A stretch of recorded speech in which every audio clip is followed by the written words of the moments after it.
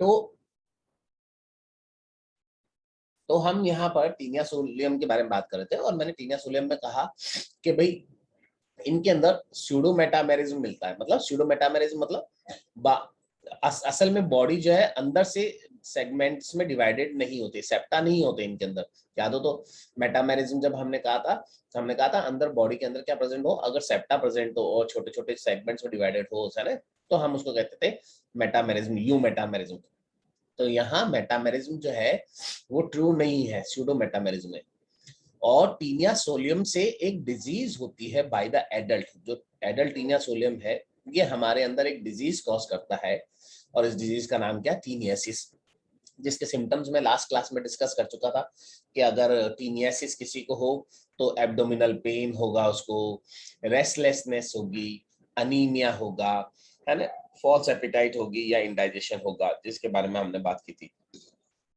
और अगर taenia solium के बारे में हम कहें तो इसके लार्वा कौन से, तो हम कहते हैं भाई इसके अंदर पहला लार्वा जो है वो तो है ओंकोफोर। देखो ओंकोफोर पहला लार्वा जो है, इसके अंदर कौन सा लार्वा है, ओंकोफोर, जो बाद में कौन से लार्वा में कन्वर्ट हो जाता है, सिस्टिसर्कस लार्वा में या ब्लैडर वॉर्म लार्वा में।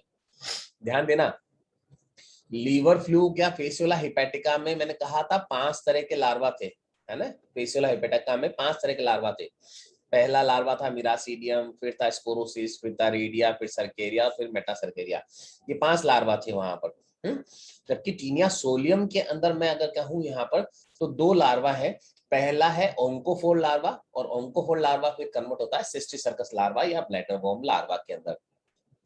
और जब कभी लार्वा अगर डिजीज कॉज करता है ना, लार्वा जैसे कई बार क्या होता है एक्चुअली लार्वा के बारे में अगर हम कहें तो जब ये हमारे अंदर इन्फेक्शन करता है तो हमारे अंदर इन्फेक्शन करने के बाद एक पर्टिकुलर पाथ को फॉलो करता है कि भाई यहाँ से यहाँ जाएगा, यहाँ से यहाँ जाएगा, यहाँ से यहाँ जाएगा। तो अगर लार्वा जो है इसका कौन सा वाला, ये सिस्टिसर्कस लार्वा जो है, ये अगर हमारे अंदर अगर कभी हो और ये वहां पर प्रेजेंट हो तो ये एडल्ट के कंपैरिजन में भी खतरनाक हो सकता है। सिस्टिसर्कस लार्वा अगर हमारे अंदर हो तो ये एडल्ट और टीनिया सोलियम के कंपैरिजन में भी खतरनाक हो सकता है। और उस केस में ये हमको एक डिजीज कॉज करता है जिस डिजीज का नाम है सिस्टिसर्कोसिस। तो एडल्ट से होने वाली डिजीज जो है टीनिया सोलियम से वो तो है टीनियासिस, और लार्वा से होने वाली जो डिजीज है उसका नाम है सिस्टिसर्कोसिस, जो सिस्टिसर्कस लार्वा से होता है।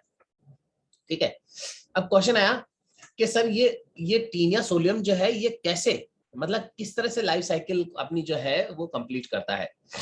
तो देखो क्या होता है, ये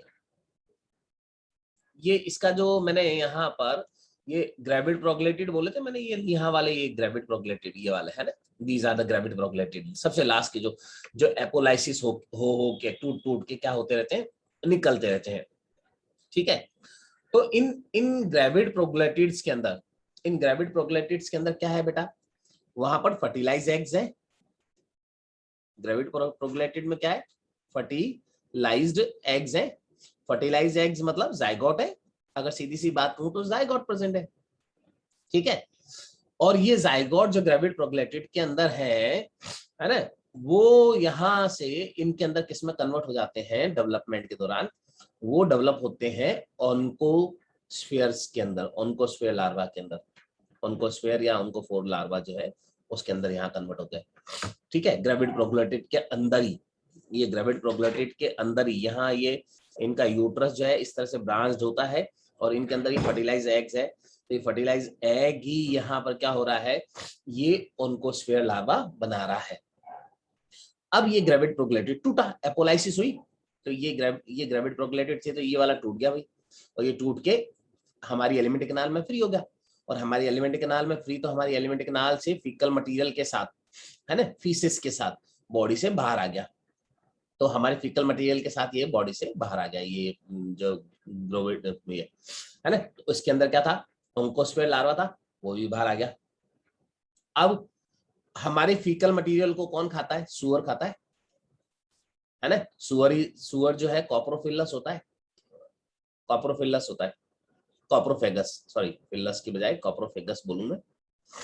कॉप्रोफेगस, कॉप्रो का मतलब होता है फीकस, है ना, फीकल मटेरियल, और फेगस मतलब खाने वाला, तो फीकल मटेरियल को खाने वाला। तो सुअर जो है हमारी पॉटी खाता है, फीकल मटेरियल खाता है। तो जब ये फीकल मटेरियल को खाता है तो ये ग्रेविड प्रोग्लैटिड उसके अंदर गया वहां पर, और ये बाहर का जो कोट हो अगर होते हैं ये तो सब डाइजेस्ट हो गए, लेकिन ये जो लार्वा है ना, कौन सा, ऑन्कोस्फेयर लार्वा, ऑन्कोस्फेयर लार्वा है, ये ऑन्कोस्फेयर लार्वा को डाइजेस्ट नहीं कर सकता कौन, जो पिग है उसकी एलिमेंट्री कैनाल, उसमें निकलने वाले एंजाइम्स। तो ये ऑन्कोस्फेयर लार्वा जो है ये बाद में कन्वर्ट हो जाता है एक हेक्साकंथ स्ट्रक्चर के अंदर, हेक्साकंथ, है ना, ईच ऑन्कोस्फेयर कंटेन्स अ हेक्साकंथ। और ये हेक्साकंथ जो है, अब हेक्साकंथ मतलब उसमें 6 स्पाइनी स्ट्रक्चर्स इस तरह से, ये स्पाइनी स्ट्रक्चर हेक्साकंथ है ना। अब ये हेक्साकंथ क्या होता है, यहाँ से इसकी पिक की एलिमेंट्री कैनाल को बोर करना शुरू करता है, एलिमेंट्री कैनाल को बोर करता है, एलिमेंट्री कैनाल में छेद करके, और इधर जो ब्लड सप्लाई है उसमें आ गया, ठीक है, ब्लड में।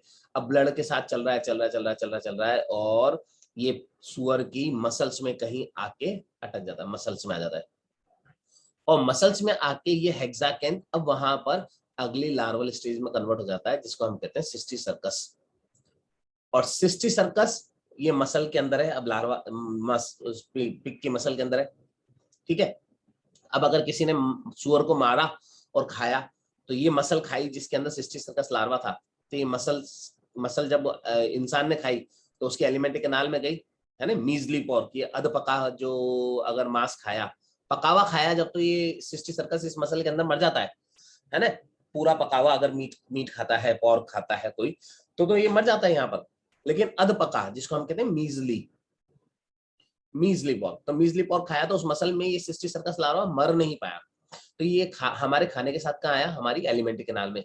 हमारी एलिमेंट्री कैनाल में सुअर का मांस तो डाइजेस्ट हो गया, लेकिन ये सिस्टी सर्कस लार्वा जो है ये डाइजेस्ट नहीं हुआ, और ये सिस्टी सर्कस लार्वा अब हमारी स्मॉल इंटेस्टाइन में वापस एडल्ट में कन्वर्ट हो जाता है, और एडल्ट में कन्वर्ट होकर फिर हमको डिजीज कॉज करता है, जिस डिजीज का नाम है टीनियासिस। तो देखो, इंसान से शुरू हुआ और वापस इंसान में आ गया, तो इस तरह से चलता है, ये साइकिल होती है। कैसे, पिग से, तो ह्यूमन से पिग, और पिग से वापस ह्यूमन, तो कितने होस्ट में रह रहा है, 2 में, और इसलिए हम कहते हैं कैसा है, ये डाइजेनेटिक होस्ट होता है, डाइजेनेटिक होस्ट वाला एनिमल होता है, ठीक है। तो ये इस तरह से इसकी लाइफ साइकिल। तो नाउ नेक्स्ट इसमें से बात कर रहे हैं हम अबाउट द टीनिया सेजिनेटा। देखो, दो अभी जो हम बात कर रहे थे वो था टीनिया सोलियम, ध्यान देना, टीनिया सोलियम, और टीनिया सोलियम को मैंने कहा था पॉर्क टेपवर्म, क्योंकि ये पॉर्क फ्लैश में, मसल्स में मिलता था, है ना।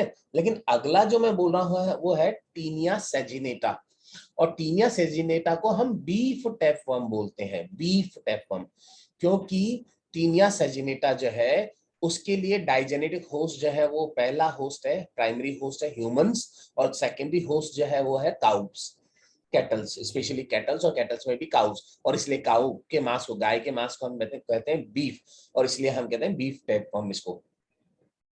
तो यहाँ इसमें और टीनिया सेजिनेटा में क्या डिफरेंसेस हैं, अगर थोड़ा सा, भाई दोनों को अलग, दो अलग अलग नाम दिए।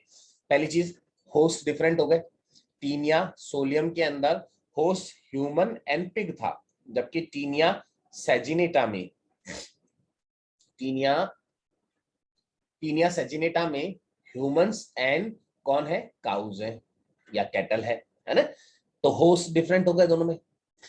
दूसरी खास बात जो है वो यहाँ पर, टीनिया सेजिनेटा में सकर्स तो होते हैं, याद है ना।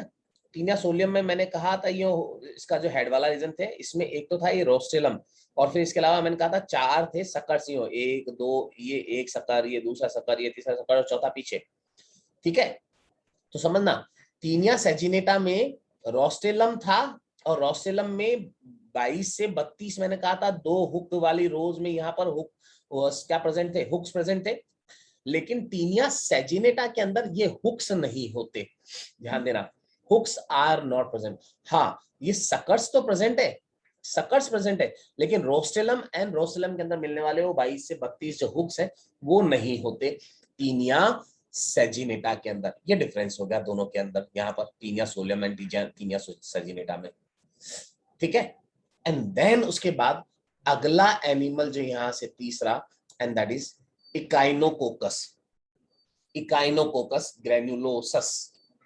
इकाइनोकोकस को हम डॉग टेपवर्म भी बोलते हैं, क्योंकि ये किस में मिलता है, डॉग्स के अंदर मिलता है, या हाइडेटेड वर्म भी बोलते हैं इसको, हाइडेटेड वर्म या डॉग टेपवर्म, इकाइनोकोकस।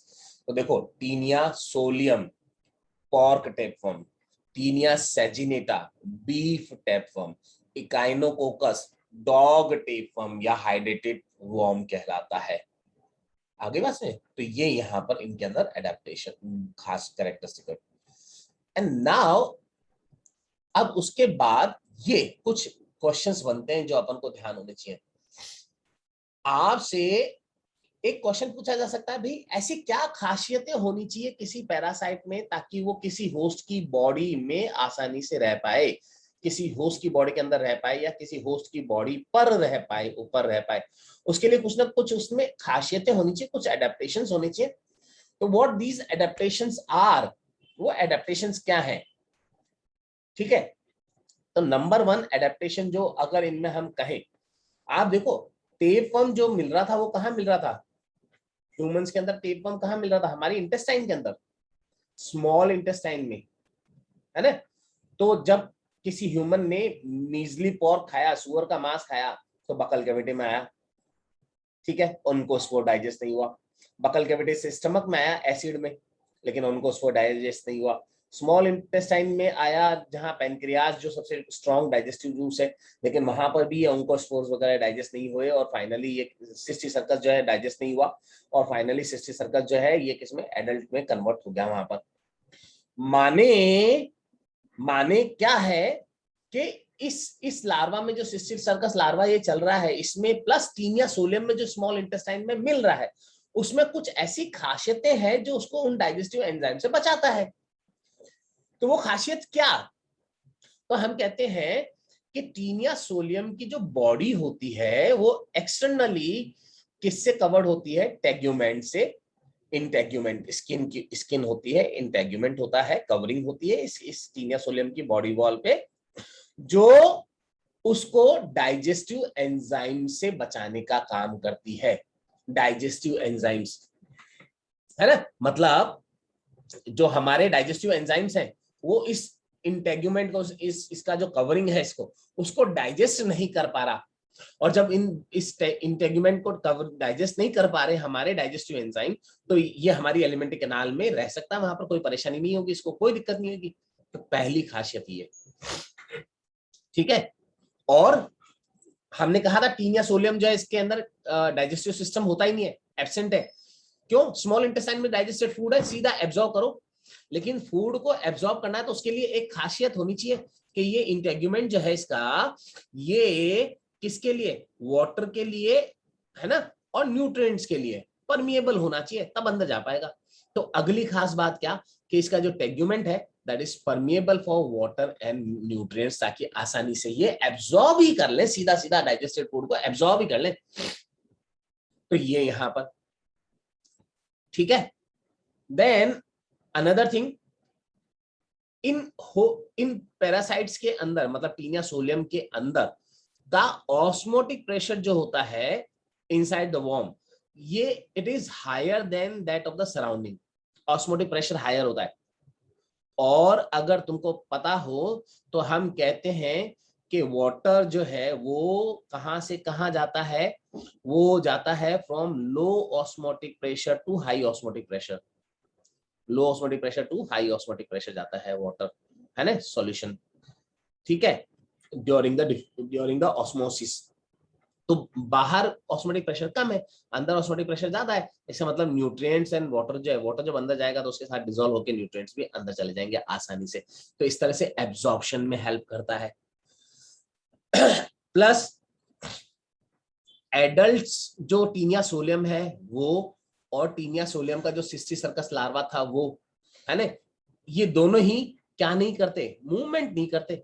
और जब मूवमेंट नहीं करते तो हमारी एलिमेंट्री कैनाल में हुक्स के थ्रू, एक ये हुक्स जो उसमें रोस्टेलम है, उस रोस्टेलम में प्रेजेंट हुक के थ्रू ये एलिमेंट्री कैनाल की वॉल के साथ चिपक जाते हैं और मूव नहीं करेंगे तो आगे नहीं जाएंगे, आगे नहीं बढ़ेंगे। माने इनके अंदर मूवमेंट के लिए लोकोमोटरी ऑर्गन्स नहीं मिलते। लोकोमोटरी ऑर्गन जैसे सीलिया जैसा स्ट्रक्चर, तो एडल्ट के अंदर या लार्वा में सीलिया जैसे स्ट्रक्चर्स नहीं होते और इसलिए ये लोकोमोशन भी नहीं करते, क्योंकि इनको लोकोमोशन की जरूरत नहीं है। अगर लोकोमोशन करना शुरू कर दें तो ये फीकल मटेरियल के साथ बॉडी से बाहर आ जाएंगे, तो ये फिर तो हमारी बॉडी में रह ही नहीं पाएंगे आई बस में। तो they do not need any movement और इसलिए इनके अंदर सीलिया जैसे स्ट्रक्चर नहीं है। ये एडेप्टेशन हो गया, एक फायदा हो गया इनको।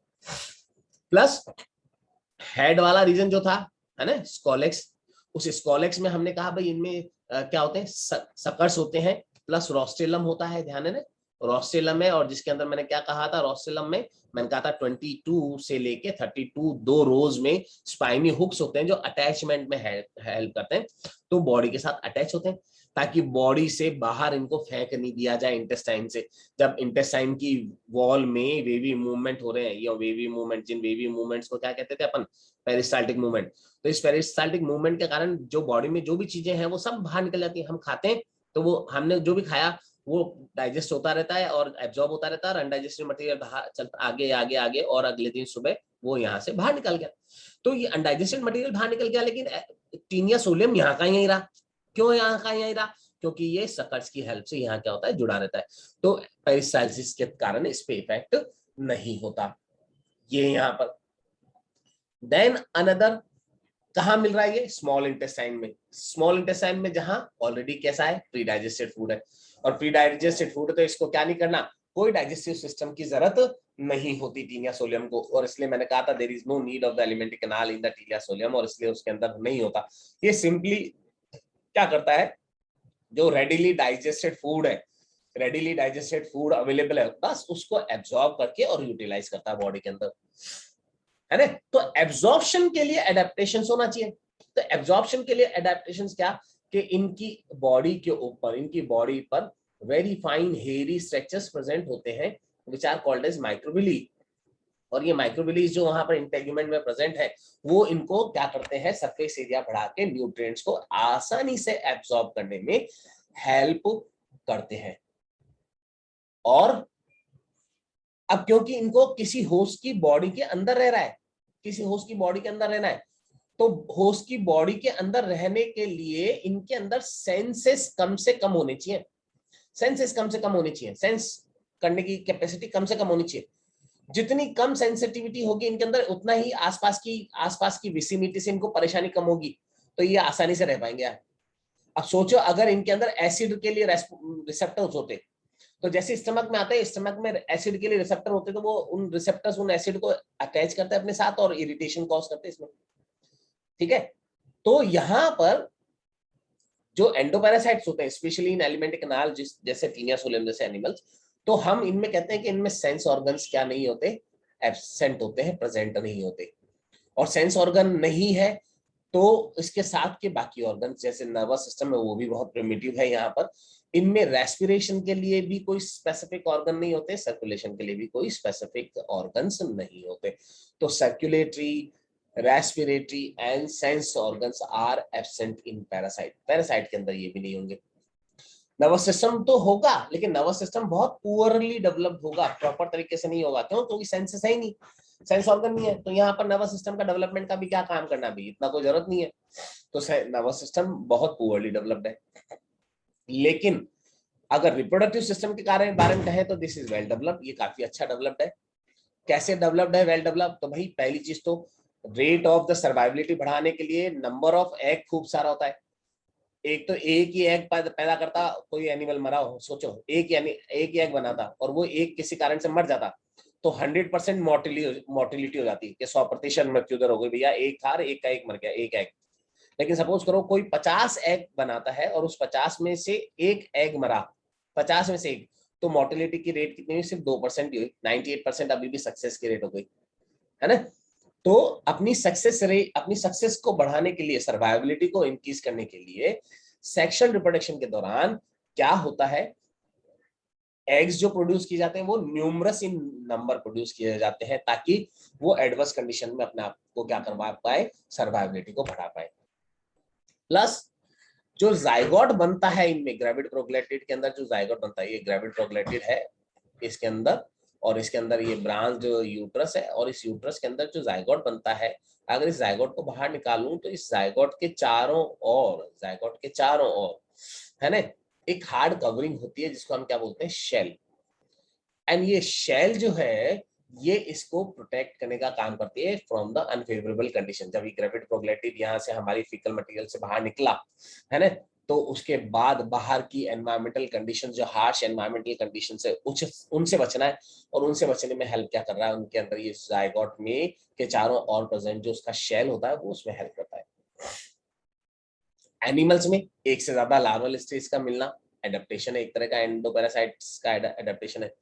प्लस इनमें बाइसेक्सुअलिटी होती है, हर्माफ्रोडाइट होते हैं ये, एंड प्रोग्लेटाइजेशन होता है, छोटे छोटे सेगमेंट बनते रहते हैं, और आखिरी वाला सेगमेंट जो है वो टूट टूट के अलग होता रहता है यहाँ पर, जिसको हमने ग्रेविड प्रोग्लेटिड कहा था, टूट के अलग होना एपोलाइसिस कहा था। तो इससे क्या हो गया, जो फर्टिलाइज हो चुके, जिनमें एग्स बन चुके, अब उनको भैया ह्यूमन की बॉडी से बाहर निकालो, है ना, ह्यूमन की बॉडी से बाहर निकालो, तो वो तोड़ देते हैं उस सेगमेंट को, और जैसे उस सेगमेंट को तोड़ा वो फ्री हो गया एलिमेंट्री कैनाल में, और वो एलिमेंट्री कैनाल की पेरिस्टाल्सिस के साथ अब निकल के और बॉडी से बाहर आ जाता है। तो इस तरह से यहाँ पर है। तो रिप्रोडक्शन, सेक्सुअल रिप्रोडक्शन डेवलप्ड है, हर्माफ्रोडाइट कंडीशन मिलती है, यानी बाइसेक्सुअल होते हैं, इसमें प्रोग्लैटिड्स प्रेजेंट होते हैं, है ना, इमेच्योर प्रोग्लैटिड, मैच्योर प्रोग्लैटिड एंड ग्रेविड प्रोग्लैटिड। इसका बनने का प्रोसेस क्या कहलाता है, प्रोग्लैटाइजेशन, तो वो यहाँ पर मिलता है। टीनिया सोलियम में मैंने सेल्फ फर्टिलाइजेशन कहा था, तो उस टीनिया सोलियम में सेल्फ फर्टिलाइजेशन भी होता है, हालांकि और दूसरे प्लेटी एल्मंथीज में मैंने कहा था क्रॉस फर्टिलाइजेशन होता है, लेकिन टीनिया सोलियम में सेल्फ फर्टिलाइजेशन जैसा चीज है जो कि उसकी सर्वाइबिलिटी बढ़ा रहा है ना। तो ये सारे के सारे जो कैरेक्टर्स मैं बोल रहा हूँ, दीज ऑल कैरेक्टर्स, ये सब एक तरह से एडेप्टेशंस है, these all are the adaptations in the parasites. तो पैरासाइट्स में देखो क्या क्या एडेप्टेशंस हो गए, अगर नट शेल में अगर मैं वापस दोबारा दोहरा दूं तो समझना, पैरासाइट्स में, किसी भी पैरासाइट में जो सबसे पहली चीज जो एडेप्टेशंस है उसके लिए क्या, अगर एलिमेंट्री कैनाल में रह रहा है तो इंटेग्यूमेंट मोटा होना चाहिए, एंटी एंजाइम्स भी रिलीज करने चाहिए उनको। एंटी एंजाइम्स मतलब एंजाइम्स के अगेंस्ट एंटी एंजाइम, जो कि एंजाइम की इफेक्टिविटी को क्या कर दें, कम कर दें। तो हमारे अंदर जो टीनिया सोलियम मिलता है उसमें डाइजेस्टिव जूसेस को न्यूट्रलाइज करने के लिए एंटी एंजाइम्स मिलते हैं, प्लस इंटेग्यूमेंट जो है उसका थिक होता है, ऑस्मोटिक प्रेशर अंदर हाई होता है, ताकि हमेशा लो ऑस्मोटिक से हाई ऑस्मोटिक की तरफ पानी जब जाता है तो जब वाटर एब्जॉर्ब होगा उसके साथ न्यूट्रिएंट्स भी एब्जॉर्ब हो जाएंगे। एडल्ट का भी मूवमेंट नहीं करता, है ना, इसलिए एडल्ट के अंदर सीलिया नहीं होंगे। इवन लार्वा भी मूवमेंट नहीं करता खुद, इसलिए लार्वा के अंदर भी लोकोमोशन के लिए कोई ऑर्गन नहीं होगा, कोई सीलिया जैसे ऑर्गन नहीं होंगे। ये बॉडी के अंदर एलिमेंट्री कैनाल के अंदर वहां पर फिक्स रहते हैं, तो फिक्स रहने के साथ सरफेस के साथ, एलिमेंट्री कैनाल की सरफेस के साथ अटैच होने के लिए इनमें हुक्स या सकर्स जैसे स्ट्रक्चर्स होते हैं, हुक होते हैं या सकर होते हैं या दोनों होते हैं, है ना। जैसे टीनिया सोलियम में दोनों थे, लेकिन टीनिया सैजिनेटा में सकर्स थे, लेकिन क्या नहीं था, रोस्टेलम नहीं था, हुक्स नहीं थे। तो ये जब एलिमेंट्री कैनाल में मिल रहे हैं तो वहां ऑलरेडी प्री डाइजेस्टेड फूड है, तो अब भैया खुद काहे को एलिमेंट्री कैनाल बनानी है, तो प्री डाइजेस्टेड फूड को क्या करते हैं, ये एब्सॉर्ब करते हैं वहां पर, है ना। सर्कुलेटरी सिस्टम, रेस्पिरेटरी सिस्टम या नर्वस सिस्टम जो है, नर्वस सिस्टम तो होता है लेकिन सर्कुलेटरी सिस्टम और जो क्या नाम रेस्पिरेटरी सिस्टम में या सेंस ऑर्गन्स है वो तो कंप्लीटली एब्सेंट है, और circulatory system poorly developed, nervous system जो है वो पुअरली डेवलप्ड है, मतलब बहुत सिंपल टाइप का लेडर शेप बनाया था मैंने, ध्यान हो तो लेडर शेप, है ना। रिप्रोडक्शन में एक से ज्यादा लार्वल स्टेज मिलती है, एक से ज्यादा एग्स बनते हैं, है ना, जाइगोट के चारों ओर शेल प्रेजेंट होती है, ठीक है। प्रोग्लटाइजेशन होता है ताकि जो सेगमेंट्स हैं मेच्योर, जो जिनमें फर्टिलाइजेशन हो चुका, वो टूट के अलग होके और अगले होस्ट में जा पाए। So these are the certain adaptation जो कि किसी भी प्लेटी हेलमिंथीज में मिलने चाहिए, वो मिलते हैं।